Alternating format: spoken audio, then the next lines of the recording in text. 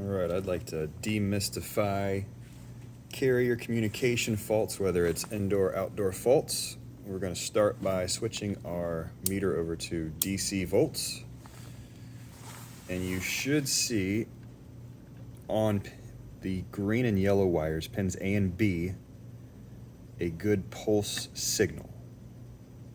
So 2.9, 4.1, that is a good strong signal. If you only have 0.9, 1.8, that is not a good strong pulse. We need to find out if we have a wire junction issue or a COM bus issue. And we could test that by simply disconnecting that indoor green pin and testing between the same pins A and B, and we should have a strong 4.5 to 4.7 signal like we do here.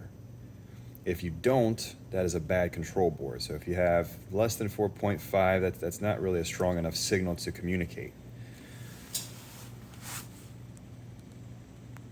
So with that green plug plugged back into your furnace or air handler, we need to check our signal outside. So that 4.5 we saw gets transmitted through a pulse to the outdoor unit, and we need to find out if we have that good pulse too, and I'll try to do that without getting in the way of the screen. So we're back on DC volts between pins A and B, green and yellow, and we should still have that good strong pulse, 3.6, 2.6 to 4.1.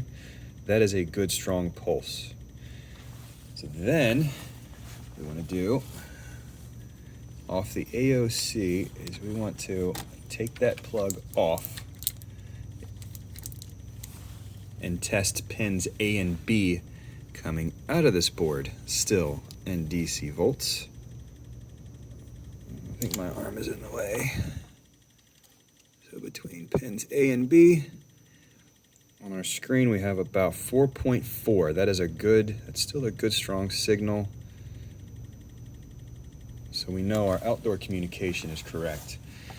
Now, if we want to double check, you can also check the pin coming from the inside, and we should have that same pulse from inside we noticed earlier coming outside. And you'll see it's negative DC. If we just flip our leads, we'll have positive DC, but we still have that good strong pulse.